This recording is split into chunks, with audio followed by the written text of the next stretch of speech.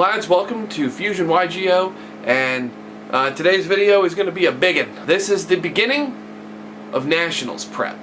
I guess it begins with today. This is the first day of our recording prep and our actual prep, so let's go. It's May 21st, and today we've been slimming down our deck choices, Lucas and I have. We're going to go over some preliminary checks and balances on things that, you know, Lucas and I both feel for the format. We're going to be talking about it. We're going to go over some basic math, which I'll go over here in a few minutes. And we'll show off our preliminary deck profiles. These won't be shown off on the channel until now. So you're going to be seeing, like, this is the day one builds of what we've come up with as of now, what inspiration we've seen, and through our notes and research and stuff. So you'll be seeing a lot of information and how we've been preparing for Nationals. We're going to go over the pros and cons of each deck that we are considering. I think we have like 5 decks in total consideration, but we kind of know which one we're each going to play based on basic comfort, but we're going to be talking about it. Some tech choices that we're discussing and looking at currently, and obviously for every day. And we're gonna have some games, some live games of like testing at local, like games at locals and tournament to kind of get used to playing on a timer, as well as just the practice with the decks and the familiarity with it. But starting out, here are the basic decks that we're considering. So Lucas's big consideration right now is he is on Melodious. Melodious is a deck that he really enjoys. It has the pendulum mechanic, which he finds super enjoyable. But we are also actually testing Ryugi to see how it looks. It's probably not going to cut. We also have a version of Unchained that we're looking at. So we've got a couple of decks that we're looking at for him that he's really comfortable with. The other decks, these are the ones I'm looking at. I'm more looking at like 2 or 3 decks as well. Orcust is on the table, but I don't expect it to be very high because people are prepared for the other deck I'm thinking about, which is Malice. I've been playing Malice for a little while now. I really enjoy the deck. It's super fun. But everyone's preparing for it, and the deck just has some really bad inherent matchups, and that kind of stinks to play into. We've looked at Mitsurugi Ryzeal. I just don't enjoy Ryzeal personally. It is arguably the best deck. It's between it and Malice, but I don't enjoy Ryzeal in any way. It's just not a fun deck for me to play. I don't enjoy the combo lines. So the other deck that I'm looking at is Regenesis Kashtira. I have a few techs, and that's actually the deck that I'm leaning the most towards right now, because it will simplify a game state very efficiently. So that's what we're doing right now, is we're going to go through those. So the Malice math that I have, I'm going to just go through the Malice math right now. Based on the lists that I'm working with right now, it's about 28 to 30% of hands have no engine. And if you know anything about me and my historical like my top tier bad luck, it's not a choice. I can't play it. 30% of hands means it's 80% of hands for me. I have perpetually the worst statistical luck ever when it comes to decks that require engine. It will flabbergast you. I actually have played in an entire like multiple round tournament where I didn't see any engine. It was like 5 rounds and never saw engine. Like it just happens. I get it, but the math doesn't. I need better math. But with 5 to 8% of hands having no non-engine, meaning like hand traps and interruptions and stuff. For me, I think Malice mathematically is going to be eliminated pretty quickly, but I'm going to look at it, I'm going to figure it out. Orcust is on the table. Its issue is that, you know, Chaos Hunter's in the format, and Artifact Lancey is in the format, and those kind of just auto-win against you. You can play around Droll, you don't care. You can play around Meowls, you don't care. You can play around Perulia and Fulos, like, you can play around those, but you can't really play around Lancia. It's just such a big blowout against you. The Mulch armies, no combination of 2 is going to just outright beat you. That's kind of the play. Nibiru doesn't automatically kill you. There are interruptions in the deck now, which is pretty cool. So that's where we're at, is with these decks. Lucas and I will sit down. We'll have a minute here in a little bit. This is all going to be happening on the 22nd, or the 21st of May. And we'll have updates and notes over the coming days. This is going to be a big video, so stay tuned for the ride. Let's get into some games, some prelim deck profiles, and let's have some fun. Nats, baby. Nats. So it's May 22nd. We ended up not being able to record anything last night. It was kind of loud and difficult to do anything in there last night, so it just wasn't in the cards. But we did do some prelim testing. We've made a couple of adjustments to one of the decks that I'm looking at. So we've got 2 decks that I'm looking at. We've only got one. Lucas has slimmed it down to 1. He's sticking with Melodious. He's comfortable with it. He knows the lines. He's able to play through Disruption. He's figured out most ways to play through a lot of good Disruption. I am still learning how to play one of the decks, so I know how to play Malice. I'm still learning how to play Regenesis. So those are the 2 decks that I'm looking at right now. Once we pick up the new Orcust cards in June, if they're released, then we may be looking at Orcust as well. And Orcust I'm super familiar with. I'm super comfortable with it. So it really is just going to come down to what I'm most comfortable with once the sets release.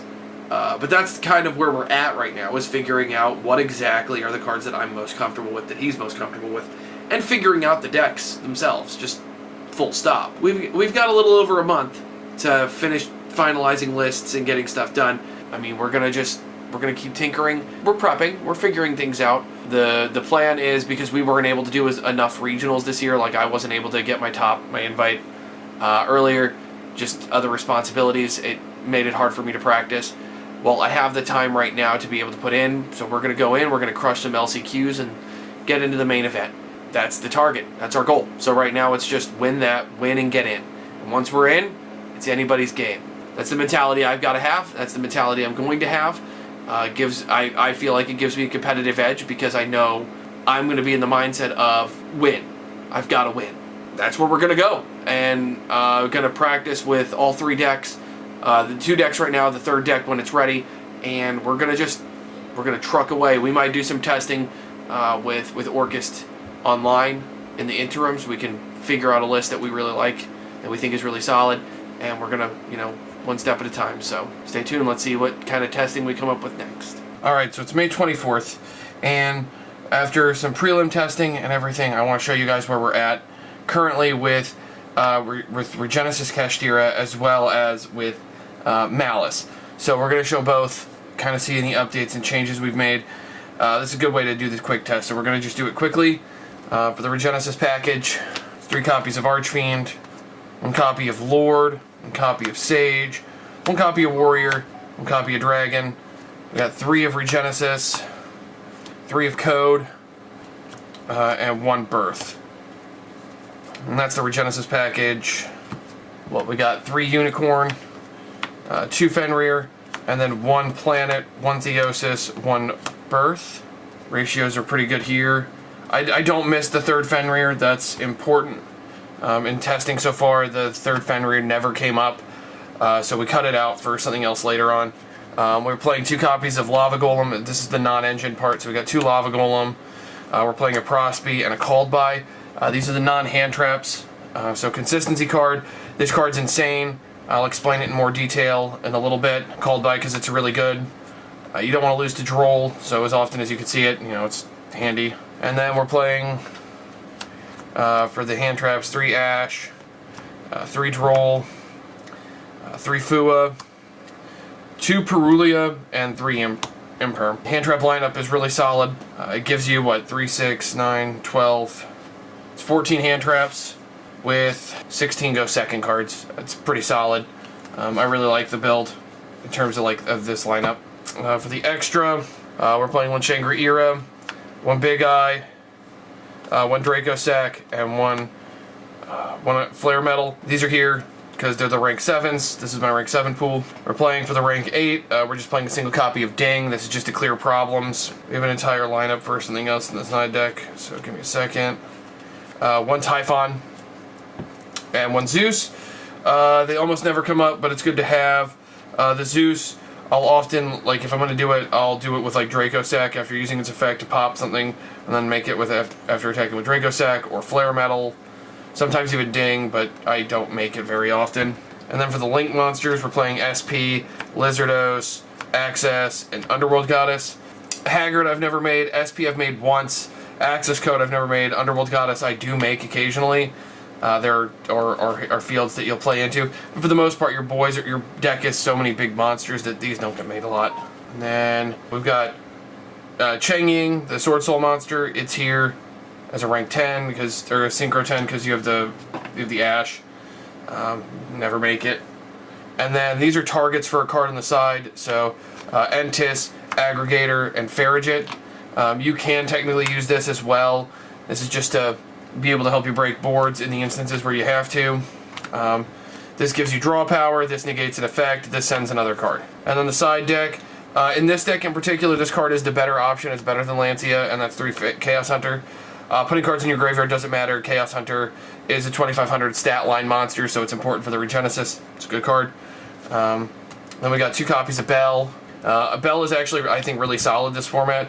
It's really good into certain things. So 1 Lava Golem. Yeah, that's where the third is. I do play 3. This card's really good at breaking a board. It can force them to use early the effects of their Mitsurugi cards, which will let you play, like, make them play into Ash or things like that if they are trying to put Mulch Army you. So you can you can force a droll early. You can Ash it. You can just force things to happen that they don't want to happen. Take away interruption. 3 copies of Ultimate Slayer. I think this card's insane. The only card I'm thinking about adding is instead of Entis is Garura, but I think Entis is better. 1 cross out, because you don't want to lose the hand traps. And then we got 2 D-Barrier, and for going first, 3 copies of Dragon's Mind as a resetting, recurable Omni. So that is the Kashtira deck, the Kashtira Regenesis deck. Like I said, I'm having a lot of fun with this one, so this may be it, but we'll show off Malice now. Alright, so here's the list for Malice. Let's go ahead and dive right in. For the Malice engine, we're playing 2 Dormouse, 2 White Rabbit, 2 Cheese, 3 March. I mean, this is kind of standard. We're also playing, obviously, the 2 Underground, the 1 Terraforming, the 1 Gold Sark. These are all basically just your starters. You're getting your game going. We are playing 1 copy of In the Mirror, and we are playing 1 of each trap. I'm playing each trap in the instance where you go against decks that have big butts that cannot lie. You want your other brothers to not be able to deny. So that's my lame joke of the day. You're welcome. But being able to boost by 3,000 on the Link monsters is pretty neat. You can do it pretty efficiently. So that's the Malice lineup. Then for the Adagmister part, we're playing 3 backup and 1 wizard. That sums it up. And then for the hand traps, the Bestials, the 2 Bestials. These are just extenders that gives you, instead of having just the 6 that you're having and the 7 if you count the wizard, it gives you 9 extenders, which I think is important. Obviously, they're really strong. And then we're playing 3 Space Rocks of Destiny. We're playing 3 Ash, 3 Droll, 3 Fua, 2 Perulia, 3 Imperm. It's a big hand trap lineup. 17 hand traps in total. 19 if you include these, so it's 21 engine, 19 non-engine. It's pretty solid. I really like the list. So let's get into the extra inside. So we got 2 Lingaribo and 1 Link Spider. I don't find Owl Mirage as useful. It's never come up. But the Lingaribo being able to play in trap cards is really handy, especially things like Impulse. So if you can go, okay, make this. You can force the Impulse early. Yeah, just when the trap card is activated. So if they try to Impulse you in the mirror match, you can just Lingaribo and say no. And Spider is to play through Nib. For the Link 2, Cyber Swit Kid, which is like the new most important one. Haggard Lizardos, which comes up in scenarios. Splash Mage, which you play almost every time. SP Little Knight, which you don't play as often, but is still really strong. And Dark the Dark Charmer to be able to go into your Link 3s in the mirror. 1 of each of the Link 3s. Red, White, and Hearts. Red to be able to search your spell cards. Being able to search Disruption is really nice, especially with like how Malice works now. Being able to get into In the Mirror is great. Binder, being able to banish 3 cards out of the graveyard is really handy. Being able to draw cards when it comes back. This banishes Cyberse monsters, which can get you into like Martyr, which is really handy. And then Heart's Cryptor is just insane. I am playing Topologic, so it's Topologic Bomber, Firewall Dragon, and Access Code Talker. Firewall is part of the big end board if you can get there. Bomber Dragon is really good against the Mitsurugi matchup, and Access Code Talker is obviously really good for cleaning up games. And then last is 1 Allied Code Adagmister. Allied Code Talker is really strong, being able to bring back a huge board. I like the card because it's also a negate, so like your end board will normally have like that with these. So you've got 3 bounce backs, a negate by tributing this, because you'll have GWC 06 set, and usually you'll have Hearts in the Grave, so you can be like, okay, well, I've used this bounce effect, I don't need it anymore, so I can use Allied Code, negate that, bring this back with GWC, gain 25, and now I've got a non-targeting banish, which can matter a lot. And obviously, like, these 2 will be pointing to stuff, so it flips their attack. This will be really, it's just solid. Alright, and then the side deck, we are playing 3 copies of Lancia and 2 copies of Bell. Bell is for the mirror, as is the Lancia, obviously, but these are cross-out targets. as well. You don't want to lose to Lancia. Like, this card is kind of like the bane of the existence of the deck. It's so easy to side against. And Bell is really strong, so is Meowls. I don't have Meowls, so Bell it is. And Bell is really solid. Then we've got Called By, Crossout, and the 2 AI Meet You. This is, again, for games 2 and 3, you want to be able to search your backup at Ignister. So you can absolutely side out like the Bistials if you're not playing a mirror, or if they're playing something like odd or off meta. There's a lot of choices. You can take out a Chessie Cat for it for consistency purposes. It's kind of up to you. But AI Meet You is necessary, and then the Called By and Crossout are just here to be able to play with going first. And then speaking of going first, we're playing 3 copies of Different Dimension Ground, 3 copies of Solemn Strike. A lot of decks can't play through this well timed. Mitsurugi Prayers, they're activating the spell. Okay, you Different Dimension Ground, now their tributes go to the Banish Zone, which is hilarious. And then Solemn Strike is just really, really good. A lot of people don't play around this card. They play around things like Imperm. So when you set this, they're expecting either a Malice Trap or something like that. Nobody plays around Solemn Strike. It's really hard to play around it, so Solemn Strike. That's going to do it for my Malice deck profile. I know it was quick.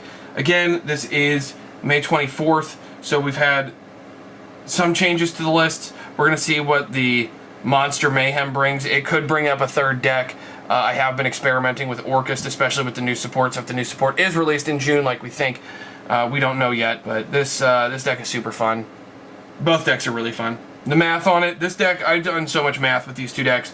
Like, you are going to open more often than not with multiple interruptions in your hand, multiple hand traps. And you'll often be running into hands where, like, your normal summon is going to be March Hare, and that sucks. But, like, it's better to have a March Hare and be able to do something. And that's why I play each of the 3, so 3 Dormouse, 2 Dormouse, 2 Chessie, 2 White Rabbit, because they can full combo off on their own. And technically speaking, this is full combo on its own as well, but it's a little bit weirder, and it loses to Droll, whereas, like, Dormouse clearly does not. So, deck's crazy fun. And then, like, with the Regenesis deck, bringing it back out real quick, with the Regenesis, it just doesn't summon from the extra deck, so, like, Fuelos doesn't matter a whole lot. It's harder to play through things like Perulia, but you can play around Perulia, too, with, by just minimizing your summons, and then just saying, okay, well, I'll just summon, like, 2 or 3 cards. I'll put Birth up. Like, on Archfiend, one of the things you can do is be like, okay, I'll Archfiend here. Archfiend will add Regenesis, or will add Code. If you're trying to play through on Perulia, so you go Code. Code will summon Sage, so you've got your Interrupt, right? And then you just set Birth. Like, if you have it, you just set Birth. Or if you have Code and Archfiend, you'll just go, okay, do everything you just did, and then just add Birth, set Birth. Now you've played around Perulia by only summoning twice from the hand. Okay, you get 2 draws, but I have a book, I have an Omni Negate, and I have 4 cards still in hand, because I didn't use any resources, and you only know 1. And the deck plays so many hand traps, like, it's really solid.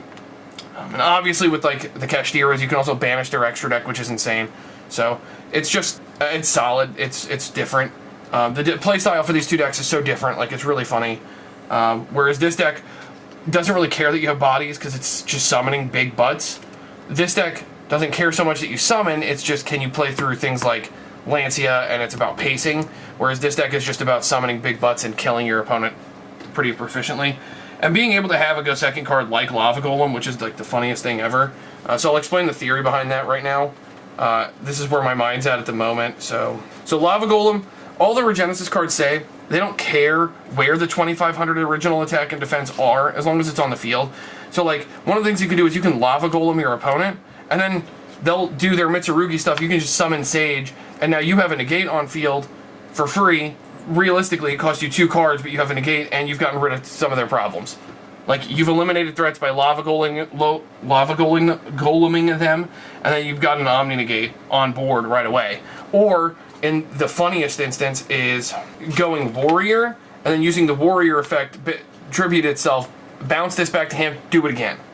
So you can go, like, opening these 2 cards is hilarious together, because you go, okay, Lava Golem, well, that sucks. Then you summon a Warrior, and then you tribute the Warrior, you bounce the Lava Golem, you do it again. So you just Lava Golem them twice, and you've basically cleared a board of all their threats with 2 cards. And it's pretty efficient because this is searchable off of a bunch of different cards. This isn't as searchable, but, like, that's fine. So that's kind of like the theory behind Lava Golem, is that you can force people to use their plays and then kill them anyway, and you still have 4 cards to be able to play. and you'll have an empty board so the Kashtira's are live, which is ideal. The other way you can do it is like if you're playing against something like that plays a lot of back row, you can go dragon and then banish their back row, force their interruptions, which is really nice too. So, and you don't have to worry about running it over because Lord doubles its attack points, gets 2,500 during the battle phase. So it doesn't really matter, and obviously you have the Kashtira, so you can just banish the Lava Golem and you don't worry about the big butt, or just summon it in defense mode, like who cares. So yeah, that's the theory behind Lava Golem. This deck, I'm not playing Dominus Impulse because I can't afford it. If I could afford Impulse, the nibs would be in the side. That would just be the simple trade-out. If you have Impulse, you just cut these and put Impulse in. Because this card isn't as impactful.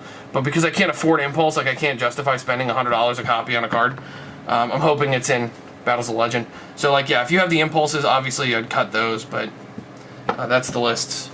We're obviously still tinkering. It's works in progress, so just a few more weeks. As you can tell, I'm scatterbrained, so yeah. Let's see if we can get some games in, and between now and Wednesday, and we'll back to the grind. It's June 7th. It's been about a week and a half since my last recording for this. Had a lot of things going on in my personal life, so I wasn't able to take the 20 minutes to, write down my thoughts and have them. So here's what's been going on.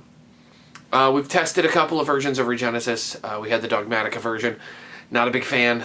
Didn't like the inconsistencies.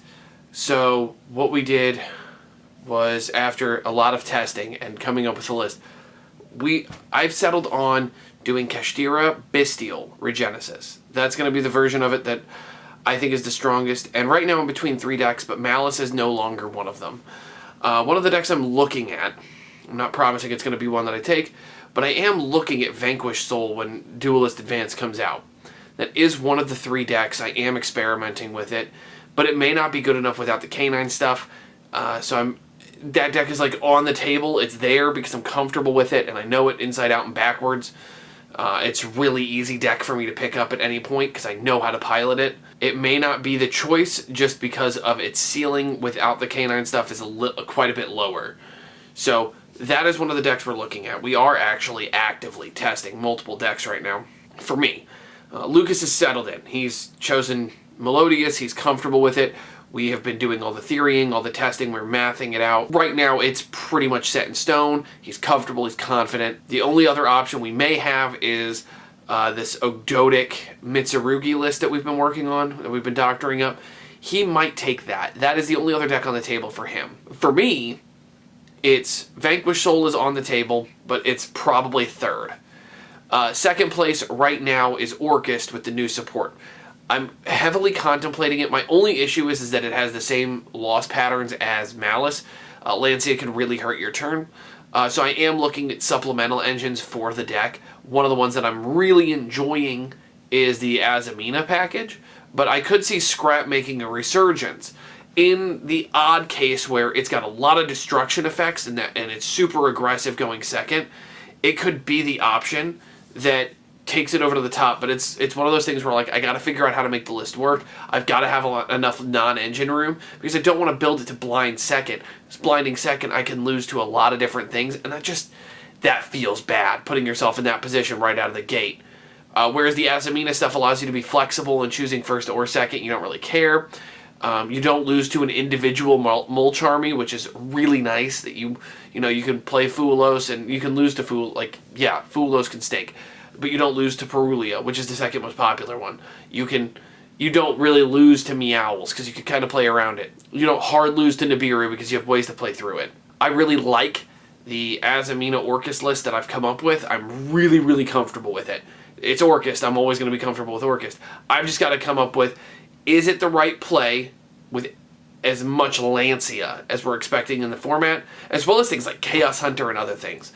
It is a really, really hard line to walk, and we have to walk it very delicately. So right now is prepping with Regenesis, because that's our #1 choice right now. But Orcust is a very, very close second, and honestly, Vanquished Soul is a close third. It really depends on what we feel in the moment. So right now, it's just getting all 3 decks put together, 100%, ready to roll. The Bystial Regenesis Kashtira deck is really fun, and it's really solid. One of the big weaknesses to Dogmatica is that it doesn't put out enough bodies, and you can lose to just a big guy, and that stinks. Like, a really big body can really make the deck struggle in the Dogmatica Kashtira version. I didn't like that. But with the Kashtira Bestial version, I have a lot more options. It increases my 2500 attack stat line from just being the 3 unicorn and now the Regenesis cards, which is, you know, another 7 monsters. And that puts it at 8, 9, 10 monsters. Now I add 4 Bestials, and that jumps it from 10 to 14, making it a lot more consistent. I also put Lava Golem to the side because it conflicts, and it's really good at helping you break a board, which I really like. Being able to get the Space Rock is an option, but I don't know where I'm going to put it. I am playing Chaos Hunter in it, which is another hand trap that also synergizes with Regenesis and is a level 7. There's a lot of benefit there. Preventing my opponent from banishing stuff, like against the Malice matchup, can be really big. And when you discard stuff during the end phase, like if you discard a Regenesis monster, you don't care. You can go, okay, Chaos Hunter, pitch Sage. During the end phase, I get Sage right back. Archfiend or Warrior, or I have 6 discards that don't care. They're going to come right back. Like, it doesn't matter. And some of them are net benefits. For example, Saronir can get me Bestial Lubellion in the graveyard, and I can start my plays there. Having a Kashtira monster, like let's say I put Ogre in the graveyard because I open it. Birth, bring it back. It gives me a free rank 7 for no cost. Like, there's literally no cost. There's so much positive out of working out of the graveyard with it that it just makes sense. It's just it's the right card for this deck. But it just kind of depends on what we're feeling in testing. And that's the hard part, is figuring out exactly what we want done. So it's the 7th. We've got 36 days till Nationals. I think it's time that you see the drastic progression. Yeah, that's where we're at. Right now it's just testing. So bear with us. There may be some jumps. It's going to ramp up for the last 2 weeks of this. Here we go. Game time. Okay, so now it's Monday. It's June 9th. We are 32 days away from Nationals, and I am recording this on my couch because my daughter is playing games in my recording area and stuff still. We have been looking at lists, and I've kind of come to a couple of consensus picks. A couple of my spicy techs have been eliminated. I've still got some obvious tinkering to do if I want Regenesis to be the deck I take. But now I'm leaning more towards Orcust and Vanquish Soul as my other options.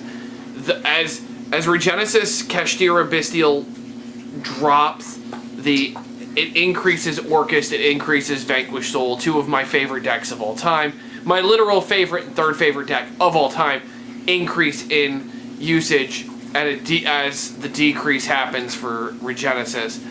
There are options in Regenesis that I'm looking at still, but it is super difficult. Like, there's a lot of freedom in the extra deck and a lot of freedom in the side deck.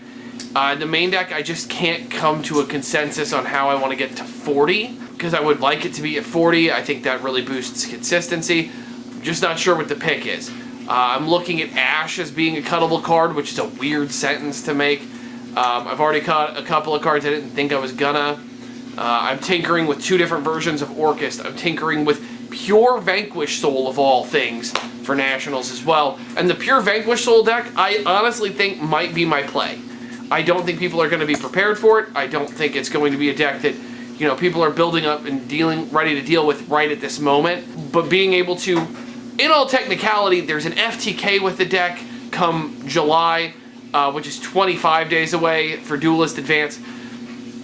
There's opportunity here, but I don't want to jump the gun and not pick the right strategy. So testing Vanquish Soul, especially with the new stuff, testing Orcust, especially with the new stuff, and still practicing and preparing with Regenesis, as well as Malice. As much as I don't think Malice is the play for me, it's probably my bottom pick, even though it's one of the best decks of the format.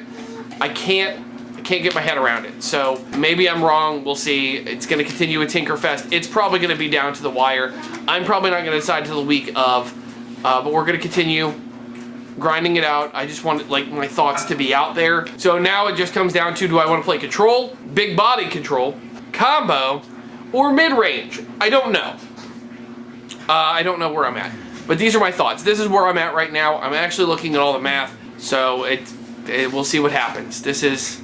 Obviously, we've got 32 days to Nationals, so I've got 30 to figure it out. Because I want to have my last practices being with the one deck I'm planning on taking.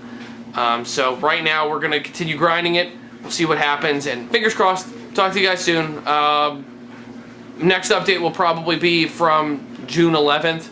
So it'll be Wednesday at Locals, the event. So we'll talk about it then, and we'll see where we're at. We're not even there yet. We've only got 4 rounds. Let's go. June 15th. There are 26 days to Nationals. Lucas is less confident about what he wants to play at this point, and we'll cross that bridge when we get there. We're going to continue working on it this week.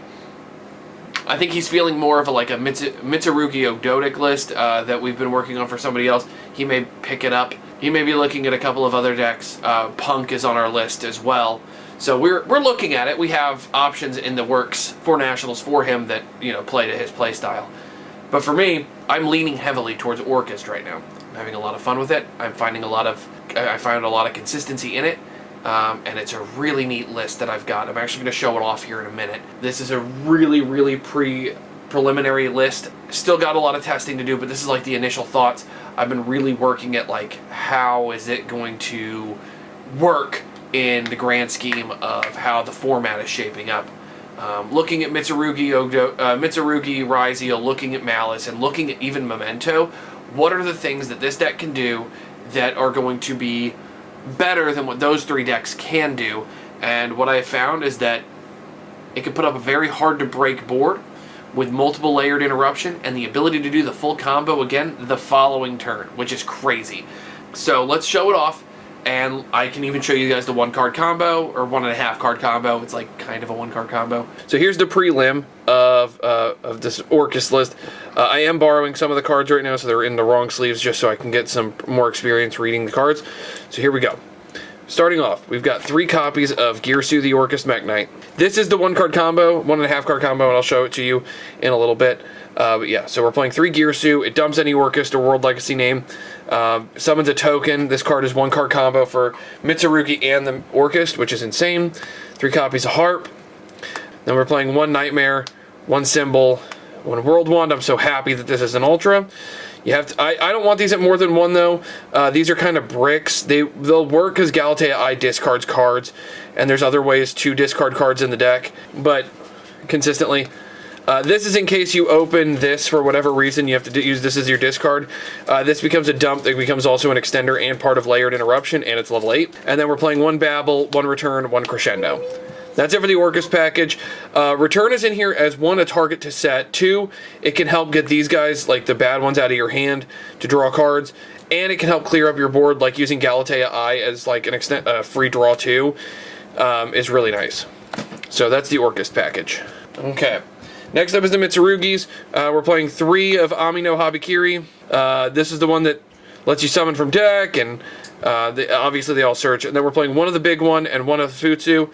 The whole point of this is if you have to go Mitsurugi combo in to get to your Orchest, you can use 2 of these to make Zombie Vampire mill 4 and hopefully get something. We're also playing 1 of each of the main, the regular effect monsters. And we're playing 1 Ritual, 1 Prayer, and 1 Mirror. I like it at this. I don't want it to be the main function of the deck. I want it to be a healthy mix of Orchest and Mitsurugi, and I think this is just enough to not clog up the deck. Next up is the non-engine. We're playing 3 copies of Ash, 3 Droll, 3 Fua, 2 Perulia, 3 Imperm, that's the hand traps, and then we're also playing a Called By and a Crossout. Crossout is just so we can play through Droll or Fua or what have you, and Called By is to obviously also help. That's it. Now on for the extra deck. The extra deck is 2 copies of Galatea Eye, 2 Galatea, then we've got 1 Long Girsu. Long Girsu doesn't come up a lot, but when he does come up, it's usually in like the Malice matchup. We have 1 Enlil Girsu, and then playing, oh, sorry, almost cut ahead, 2 Ding Girsu. 1 King of the Pharolymphs. You'll never need more than 1. If you're under Droll, you just don't make this. 1 Zombie Vampire, and then we're playing IP, SP, Topologic Bomber. These are the generics to kind of help bridge. Along with Zombie Vampire, like these 4 cards are kind of what you'll use the Mitsurugis to kind of get into as much as you can to maximize your board state, especially if you start Mitsurugi. And then Mud Dragon of the Swamp and Garura, and this is 4 extra side deck cards. I had 2 spots, I couldn't figure out what to put them in, so here's we are. Side deck, playing 3 copies of Lancia, Malice. We're playing 3 copies of Nib, all the best decks. We're playing only 2 Bestials, 1 Magna, 1 Druis. This is just to like abuse Mitsurugi. And then we're playing 3 Super Poly to also continue abusing Mitsurugi. And in the event that we go first, we are playing 3 Solemn Strike, and we're playing 1 Purification. That does it for the list. Let's show off this combo. It's really neat. So we're going to just show you it's Girsu. Let me zoom out a little bit so you guys can see the full game board here. It's this, and let's make it any discard. Let's make it an Ash. Doesn't matter what it is. This is all you need, and you can kind of get into a crazy combo here. So what you'll do is you'll normal summon Girsu, and Girsu will use the effect to dump Harp. Right, we dump Harp. It's over here. Then we use the second effect, giving our opponent a token and us a token. Really neat. We linked off the token, make Galatea Eye. Galatea Eye will let us discard the Ash, the random card, and we'll be able to add Babel to hand. This is the droll check. They don't droll you here, you are able to do whatever you want. If they do droll you here, then you just go with a different route. But let's go with the route that you don't. You go Babel, and then you're going to use Harp Horror effect to summon Orchest Nightmare. You use Nightmare and Galatea Eye, summon Leold Original. You'll use Nightmare here to dump your World Wand, the newest Ultra Rare collection. You'll use the World Wand to summon out your Harp. And now, you'll overlay 2 into King of the Feral Imps. You've got 2 4s, you're locked into dark, you don't care. Detach the Harp, and add Amino Habikiri, right? So now you've got all this. You can also use Galatea here to shuffle this back in, and you'll get to set your crescendo now. So you've got a crescendo on board, so you've got built to 1 interruption here. Amino will summon and then tribute Saji. Saji's effect will trigger on Tribution to add Mitsurugi Ritual. Oh, there it is, Ritual. You go Ritual here. Your Ritual, you will tribute the other 2 main deck ones, which is Kusanagi and Aramasa, to summon itself. This will trigger both Aramasa and Kusanagi. Kusanagi will add Ritual back to hand, and Aramasa will let you add from deck to hand, the big guy. Now you'll use Ritual 1 more time, and you're going to send, so you'll summon, because you can summon from the deck here, so this summons from deck. So you'll tribute this and summon Futsu. This will let you resummon this and add Prayer. Or not Prayer, Mirror. Now you'll use Mirror, tribute this, summon Amino, or this guy, the big one. And then the big one will let you, this will let you summon Futsu back, and you get Prayer. Now you can link off this with this if you wanted to, or if you need other extension, you can go make Zombie Vampire. But you haven't even done the rest of the combo yet. You've used Galatea's effect, so now you can make Ding for protection, right? So you make your Ding, and now you can use these 2. Get IP, that's the wrong pile. You get IP, and then you banish Girsu to summon out Galatea Eye. So now your Crescendo is live. This is live. You have a free summon of a reptile if you need it. You have Mitsurugi Prayers as well, which isn't as useful, but you do get to summon from hand or graveyard. So you've got all 3 of the little names in here that you contribute this. Summon the little one, bring this back, use its effect to wipe the board. So you've got a ton of disruption here, and the coolest part is that you'll only use the prayers and you'll tribute this one because it gives you the negate and the board wipe. So this, and this can be used to make Enlil Girsu during your opponent's turn to steal cards. And if you wanted to, you don't have to use that effect. You can just do this and make an 8 in Zombie Vampire and mill 4 more and just rip cards out of the usefulness. So, but this does make everything weaker. So having that is sometimes useful. That's the basic combo. you're ending with a crescendo negate, a board wipe, a negate here, so 2 negates here, a board wipe with this, and then you've got the steal a monster, or you can use it to make SP with this after you've used it, and then you still have access to your entire Orcus package with a non-targeting send, attack boosting, the attack decreasing from Amino. Like, there's a lot of layered disruption here, and it's pretty consistent because all you need is a Gear Sue and a discard. A Gear Sue and a dream, if you will. But that is the profile and the minor combo tutorial. This is where my brain's at right now, and I'm really liking this deck. So obviously we're not even close to the end of the video. We still have 26 days. So we're gonna continue tinkering and we'll see how this works. 18 days till Nationals. It's currently, what, June 23rd. I've got a concert I'm going to this week, so I lose a little bit of practice time, which is fine because it's my son's first concert, and that's more important than anything.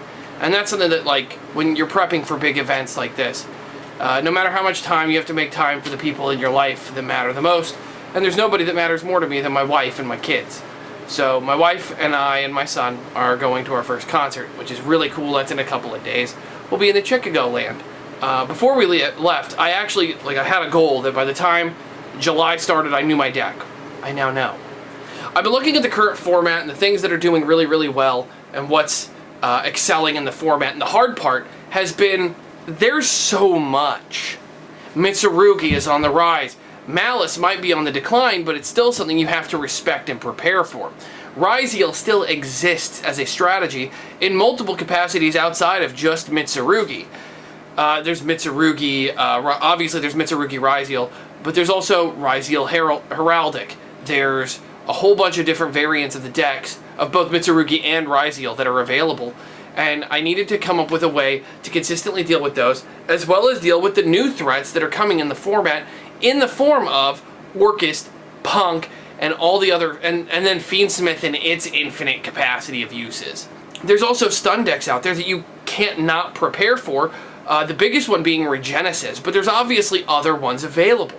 So I had to go with what I thought would be the most consistent. And, you know, I originally had this docked as a deck that I probably wasn't going to take.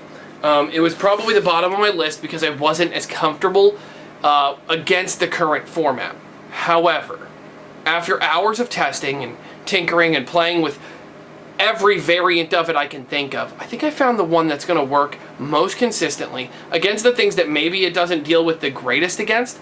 And what I found was that Bystial Orcust feels like the play. Most decks have a light and or dark component to them, so the Bystials inherently have a really, really sound way of being able to disrupt the opponent in ways they don't want. And the biggest advocates for these would be against Malice. When if they go for the big play, you can just banish one of the big guys and they can't get it back by abusing their GWC06 placement and things like that. Depending on the matchup, obviously, but you can really hinder their ability to play. Orcust, on its own, while not amazing at breaking a board, with the Bystial support, as well as some other cards that are available to the deck, it makes it more playable, especially into a board when you can disrupt them with, you know, a bunch of non-engine. And that's what I've come up with.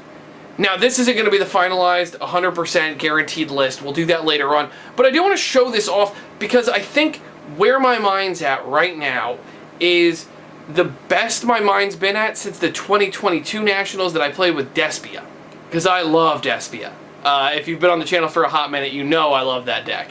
And I took that to Nationals. I did okay with it. I didn't do it like the best, but I did pretty good with it. And now, like, you know, I had a few years where I had to take time off. I had things going on. And now, we're back with vengeance. We're going to do this. So, let's show off the list. Let's have a little bit of fun. I'm not going to go by card. You'll see that after Nationals, but I think this might be the best way to play Orcust in the way the current format is shaping up. So, let's get into it, and we'll talk about it later, provided that does remain my strategy. But as of right now, it is the deck I feel the most comfortable and confident with, which is a huge start, because before, I didn't know what I was going to play. So let's get into it. There's a couple of proxies in here at the moment and I'll go over them when I get there.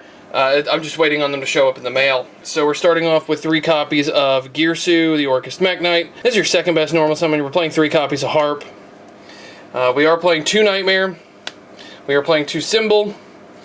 And then we are playing 1 Crown and 1 Wand. This is enough.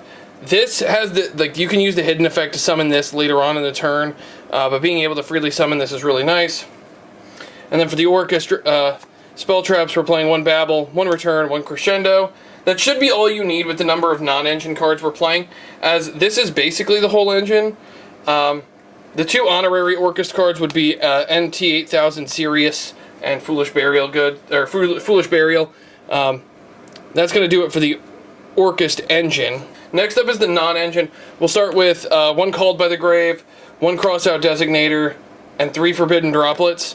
I felt this was the perfect ratio of non-engine board-breaking cards that just kind of helped you play through stuff, and Forbidden Droplet helps you unbrick your hand, which is important. Then for the Bestials, we're playing 1 Magna Hut, 1 Druis Worm, 1 Baldrake, 1 Saronir, 1 Lubellion, and 1 Regained. This is it. This is all you need. You only play these. Like, Saronir will freely dump this, and then you contribute them to summon with Branded Regained. This is all just in archetype. They're also level 6s, which does matter, like, with a certain card in the extra deck, but this is it. All you need is this lineup. It's the perfect number.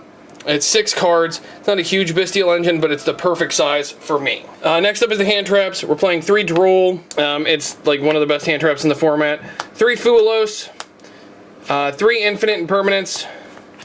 And then this is 3 copies of Dominus Impulse. I have them on the way. They're just not here yet.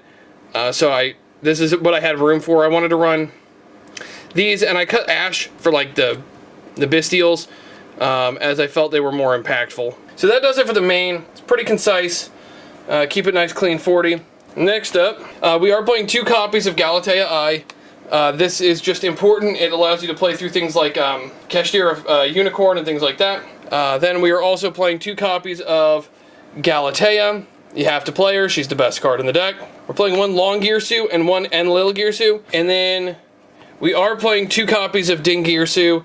It's your boss monster. It wins you a lot of games. For the non-Orcust extra deck cards, we're playing Update or Barricade Board Blocker because it allows you to recycle Babel if you need to. It can also bring back Regained, which does matter. Dark, the Dark Charmer, IP, SP. One of your goals with the deck, thanks to the extension that you can be provided with the Bestials, is IP Masquerena is actually a consistent part of the end board if you're going first, to be able to make SP using IP and Enlil Girsu. So you get a Banish, a Shuffle, like you get so many effects that just happen off of that, because you can also use the Steal, which is really, really neat. And then we're playing Access Code Talker and Topologic Bomber Dragon. Bomber Dragon is actually really funny when you pair it with Long Girsu. As it can't be destroyed, so you can put this up in the top on the right side, you put your Long Girsu here, and you're able to target their extras at monster zones, and it can't be destroyed. Doesn't come up a lot, but it is funny. And then last but not least is my last remaining card is a card called Pilgrim Reaper. Its attack point boost doesn't matter, but it is a way to use your Bestials to be able to mill if you need to. Is this your perfect choice? No, this could be a lot of different things. I like this because it does sometimes come up. And then the side deck, right now, this is what we're rolling. We got 3 Lancia, 3 Space Rock of Destiny, we got 2 Perulia, and 1 Talent. And then we've got 3 Dimensional Barrier, and last but certainly not least, 3 copies of Solemn Strike. That is the list as of right now. Is this completely 100% finished? No. But it is really, really solid, and I'm very happy with how it's testing so far. So we're obviously going to continue tinkering. It's not finalized yet. Nationals is still, like I said, 18 days away. So stay tuned. Let's see what we can come up with in the next couple of days. Obviously, this is going to be my last update for about a week. So, we got to roll. Lads, it's been, for me recording, it's been a little bit. We've been doing a lot of prep work, but Nationals is this weekend. I've got 2 days to figure out what exactly I'm taking. I've got it narrowed down to 2 decks, and tonight's going to be the linchpin of figuring out which one I feel more comfortable and more confident with. Right now it's between Pure Orcust and Vanquish Soul. And while I know a lot of people do know Orchest. I do like the way I built this list. I think it's incredibly unique, totally different. And I really like my build of Vanquish Soul. For me, it's between which deck do I find is going to be more consistent for me. It's going to be able to play through most disruptions for me. And that's what tonight's going to be. I'm going to show off the lists here in a little bit, and you'll see the finalized list before the Nationals part of this when we start recording post-round and information and stuff like that. So, yeah, it's a lot. I don't know if Lucas is going to compete in the LCQs or not. He hasn't fully decided, but that's up to him. We'll find that out tonight. David may compete. I don't know yet. He's looking at Regenesis, which is a deck I've pretty much pushed to the side for myself. It's just not, it didn't do enough for me. I had fun with it, but it wasn't strong enough. It wasn't consistent enough. I ran into too many issues.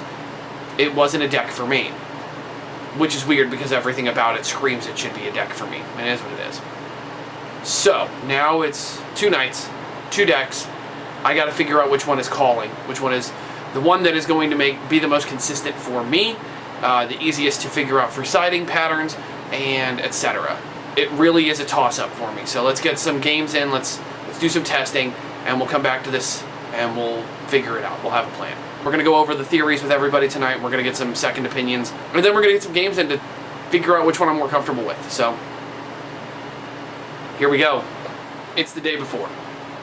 We have less than 12 hours until it's time. Well, it's more than 12 hours, but it feels like less. It's less than 24 hours. And we've decided on a deck. After all my testing yesterday, going through the motions, it's not Vanquish Soul. It's not Malice. It's Orchest time, baby. And I have come up with a list for Orchest that I think is leaps and bounds better than any pure Orchest deck has any right to be. I love I've cooked really hard with this one. I think it's really solid. It plays really good board breakers into boards. It plays really good hand traps to be able to disrupt people from being able to make full boards. And it's got a very good amount of comprehensive one-card combos that may not end on what looks like a lot, but is able to do a lot. And is very, very formidable. So I'm very happy with the deck I've come up with. And it's time to show you. It's time for it to be shown the light of day. This is the day before the last chance qualifiers that I'll be competing in tomorrow with Lucas, as well as John and a couple of other people. David as well, obviously. So here we go. Let's go ahead and dive right in. Before we meet the other guys, before we show off any decks, before we do anything else, we're going to dive right in to what's going on with this pure Orchest deck. Alright, we're going to start with the Orchest engine, because it's the Avi. We got 3 copies of Girsu. So, for those of you that don't know, Girsu is basically an Armageddon Knight, but also has a Phantom Sky Blaster effect, which lets you summon a token. This is the 1-card combo full on its own. It can also net you an IP Masquerena. Like, this is the strongest combo the deck can produce. It's off of a normal summon of Girsu being uncontested. We are still playing 3 copies of Harp Horror.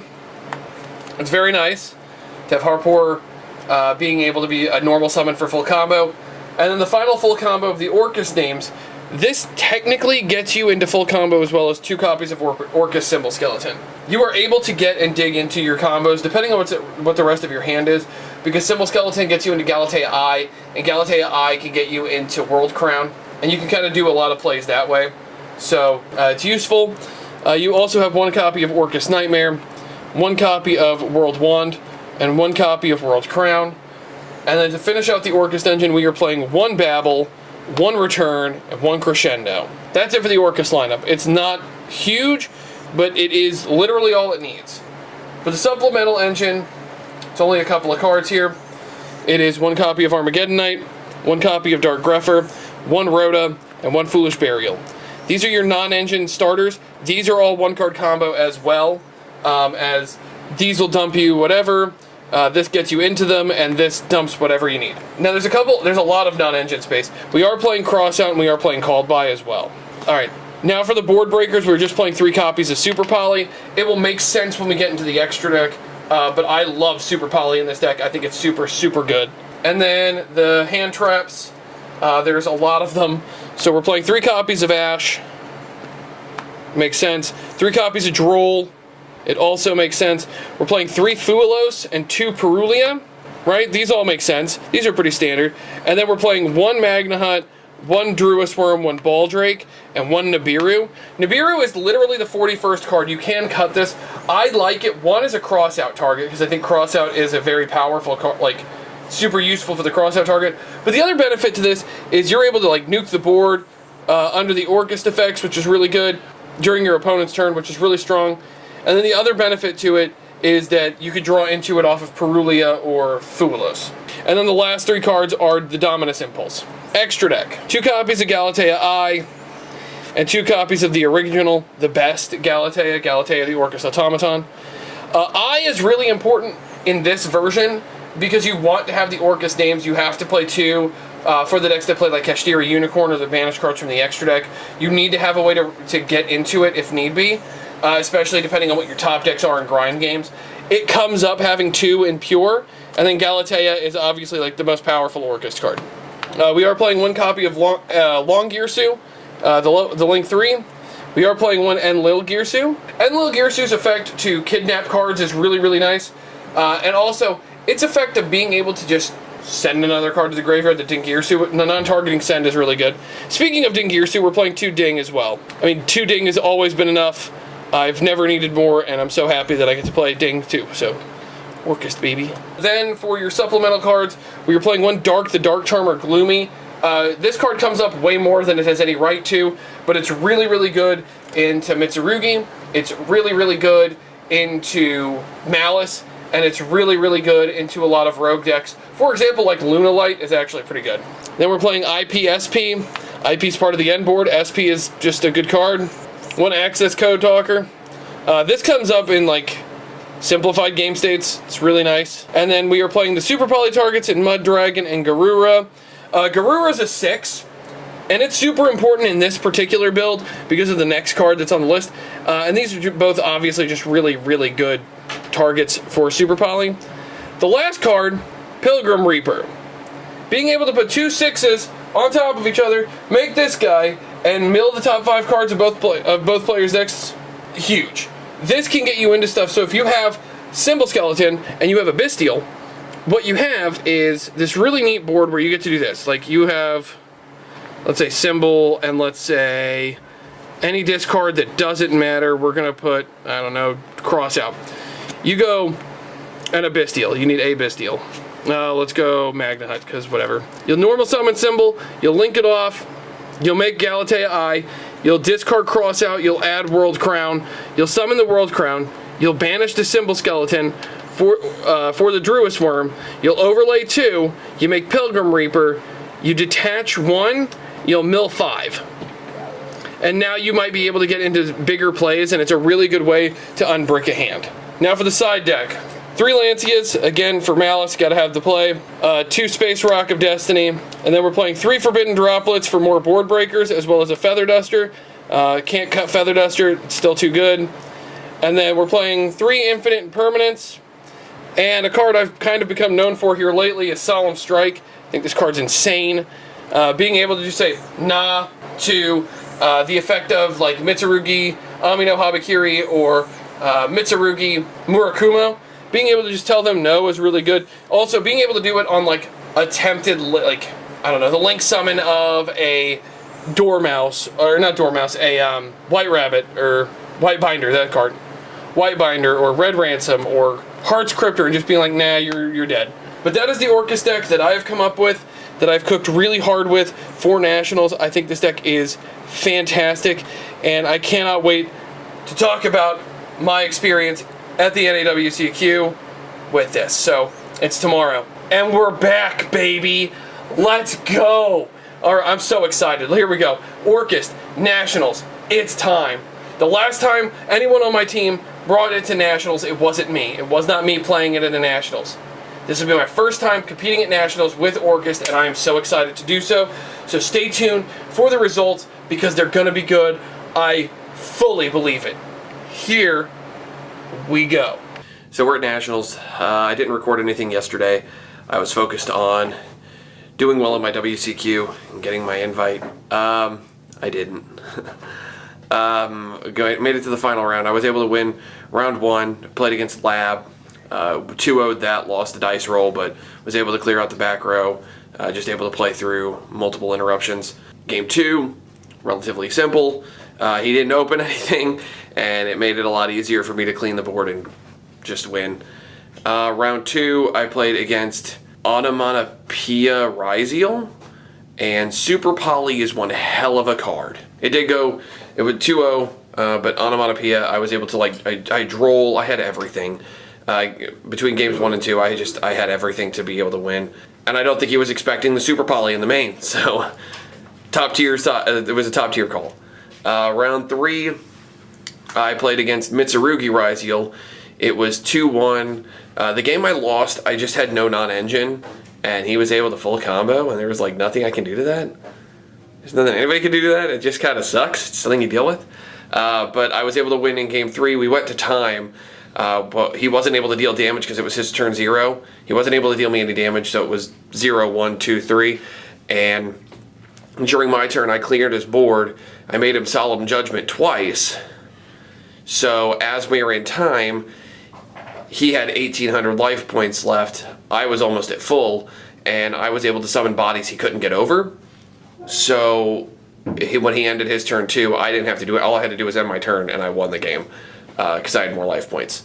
So I'm just like, dude, if you're in main phase 2, I don't have to do anything on my turn. You want to just call it? And he goes, yeah, you're right. So that was game 3. Round 4, I played Mitsurugi Orchest, and if I'm going to lose to anything, that's what I want to lose to. I opened almost no non-engine, and I was clogged down by triple Gearsu both games. I had all 3 Gearsus in my hand. It limited what I could do off of harps. I just had too many Orchis names in my hand, and mathematically that shouldn't happen, but I am the king of improbability, so here we are. That's how I lost my round 3, was improbability, and my opponent was able to see the things that I can't play because the Mitsurugi cards hate me. So it is what it is. It happens. It's part of the game. Opponent is now in the main event. I'm rooting for him because he's playing He's playing a version of Orchis, and I hope Orchis wins this whole thing. He's keeping the dream alive. But that round, my flight took a very long time because mine started at 11:30, 11:40, and it's 4 rounds, and it took till 3:30, and I was hungry. I couldn't do another one on no food, so I had to call it. I had to take my health into consideration. So we're going to do side events. There's regional pods today. We're doing the 3v3 tomorrow, me, David, and Lucas. It's going to be fun. And with the regional pods, it just means that I don't have to stress if I can win one of those, and I plan on winning one of those. So it was just a luck of the draw situation yesterday, and let's move forward with a new day. Let's get some fun. I might even bring this. I might bring my camera with me. Who knows? Get some video of the venue. So here we go. We will see you guys in there, and let's have some fun today. Nationals is huge. It's fun, and we'll be able to explore now instead of me being focused on games. So it's a win-win. Here we go. All right. So end of day 1 of Nationals. I haven't actually watched any of the Nationals stream because I was doing side events all day. So we did a rivalry of Warlords. Lucas ended up actually winning that one. It was really cool. He won with Ashen, of all things. I got, what did I get? Oh, I got Shining Sarcophagus. And the way it was built, just, it doesn't accomplish anything. And you have 1 ties that bind. It wasn't, I couldn't out multiple Vados effects. It was really hard. Then we did, I was gonna do a regional pod, but I just didn't have the funds yet.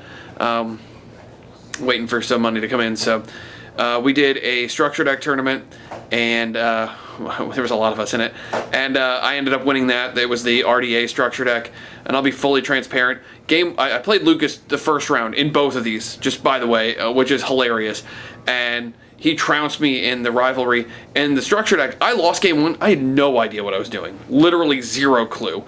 And then I just figured it out. I watched how kind of they were comboing and reading through the cards quickly. And it came together, and I figured it out and streamlined. It was insane. And I just kind of dialed in. I just decided I'm not losing anymore, really. And I just did, and ended up winning it all. So tomorrow we're doing 3v3s, Lucas is doing a rivalry in the morning, probably with David and John. I am going to be selling a whole bunch of stuff because I have a lot of extra cards that I just don't need. We've been working on David's deck for the 3v3 here tonight. It looks really, really neat. It is a voiceless voice Mitsurugi. I'll be playing Pure Orchest. You've already seen the deck profile. I'll show off the other. And then Lucas is going to be playing Memento. We're going to do the 3v3 together and see what we can accomplish. I think we have a really solid trio of decks here. Memento, which is one of the best decks in the format. Pure Orchest, which I have a really good matchup against the best decks in the format. And I have plenty of non-engine. And David's Mitsurugi voiceless voice deck is super neat.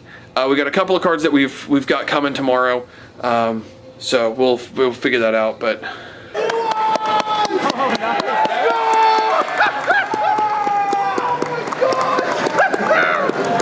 oh my gosh! Can we see it? Can we see it? Oh my gosh! We just want to see it. this was not planned. Thank you so much for watching. It can go in the We'll catch clips. you guys in the next video. We did it! This can go in the clips. Yeah, this will be fine. We can put this in the I'm clips. sorry, guys. All good. Oh, my That is awesome. my That's from your day too? gosh, yes. Congratulations, good job. Oh my gosh, let's go! David, thank you very much. We're going to get back to having fun at the event. Well, that's the end of the Nationals vlog. It's not really a good vlog. It's more of a preparation video. Let's go over the pros and cons. The pros is I was right. Orchest is the best deck. I mean, it was mostly Fiendsmith that finished it in the finals. But regardless, Orchest won, which is really funny that gate kept Malice of all decks. That made me feel really good on the inside. We saw a Gem Knight deck of all things in the top 4, which is crazy. It got 3rd place. We got to witness a Blue Eyes be pulled out of one of those packs. So the prize card Blue Eyes, the stamp Blue Eyes, which is crazy. Got to witness one of those. Got to witness somebody propose to their now fiance. Congratulations to Jacob and Mercedes. Ugh, I'm bad with names. I'm sorry, guys. And we got the deck profile for David's deck, which is really cool. You've seen the deck profile for mine. And would I change anything about the Orchest deck? I would change my hands in my last 2 LCQ matchups. I played against Orchest Mitsurugi in the 3v3, and I was actually in a very good position in Game 2, and I did win Game 1. It was unfortunate that Feather Storm was used against Lucas in his Game 3, which pretty much ended the game, and David bricked in Game 3. You just can't beat, you can't always beat it. That's just not always the case. That being said, we did go on and we did do a Rivalry of Warlords tournament. This time I pulled Ashened, and I did it. I won that one. So we're going to go over the 3 side events that I did beyond the 3v3. So in all 3 of them, we did it together as a group. I got paired against Lucas, round 1, in all 3 of them. That's crazy. Lucas beat me in the first one in the Rivalry, and it was Ashen versus Shining Sarcophagus. And he smoked me. He went on to win the whole thing. Right? He goes on, dominates it. It what looked like just dominating fashion. Like, it didn't even look like anybody had a chance. And then and he played super well. Then we go on to the RDA Structure Deck tournament. And the Structure Deck one was really fun. It was really, really fun. I now have a lifelong hatred for RDA. I'll be the first to admit. I don't like that card anymore. But so Game 1 I lose because I'm like, I have no idea what I'm doing. I'm just making stuff up. But once I saw some of the combo lines and I started getting a better feel for how the cards work, I was able to win Games 2 and 3 against Lucas, again in round 1. Then in round 2, I was able to figure it out against another player that does know how the deck works. And then in round 3, I played against Carson, who plays this deck, who actually plays the deck, knows what the cards do. And I was able to take it off of absolute power force of all cards, which is crazy. That card is so funny. And I was able to win it. So I got my first, side event win there. Because I don't normally play in side events. It's not a common thing I do. Won the RDA Structure Deck side event, which was really neat. Then the next day we did the 3v3s. You already know what happened there.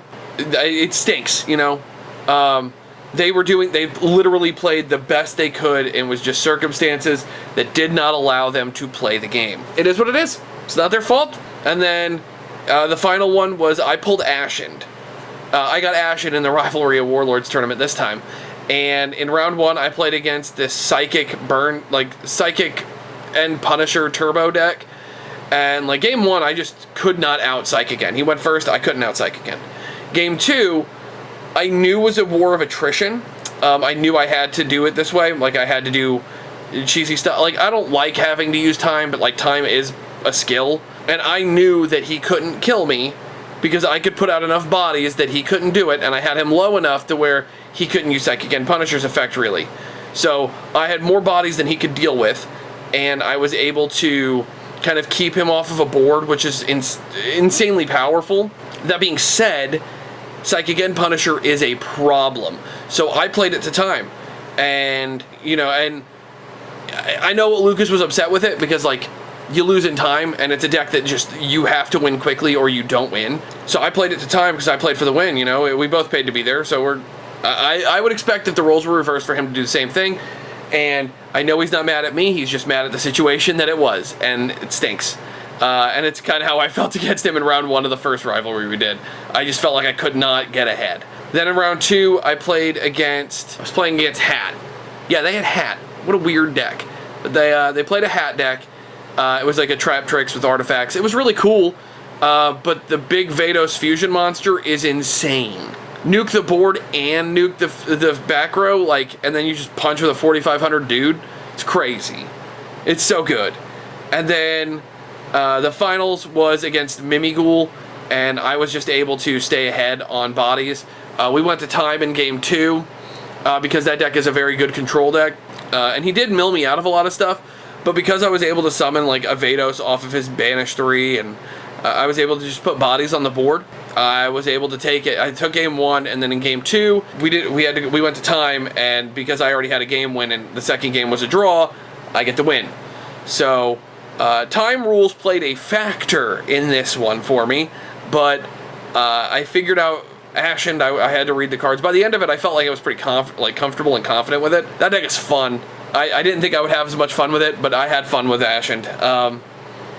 And that was, you know, that was our side event story. I wish I could have made the main event. My one LCQ just went very long, and there's nothing you can do about that.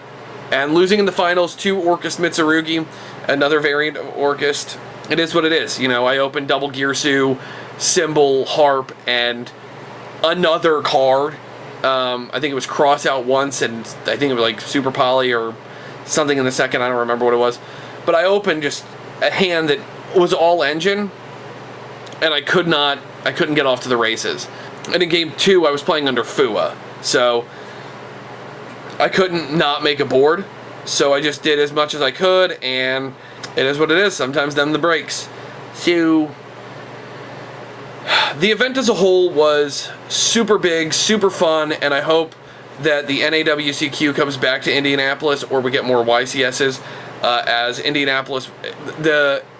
It is the most spaced out I have felt at a premier Yu-Gi-Oh event in years. I actually felt like there was enough space between vendors and tables. I could breathe. There was walking space between the tables, and it was nice. It was very well structured and organized, and I hope we get more of them. It's disappointing that I wasn't able to be the Orcust player on the stage that won it at the end of the event. However, Orcust did walk away as a winner, and for me, that's always a big win, and we got to share some really cool stuff. I did get to meet a couple of people. It was pretty weird, like people that watch the channel, and that's cool. If you ever see me at events, like, never be shy. I stand out in a crowd. I'm big, I'm tall, it's easy to find me. It was great meeting you guys. I didn't have to sign anything this time, and that's always nice too, because signing things is always really weird for me. But I hope you guys have a great one. Thank you for checking out the big Nationals video. I will try to do these every time I go now. I'm going to try to be better about recording stuff for them. This is the first one. Let me know what you think. Any improvements, comment section down below. And until next time, lads, good fun. Have luck.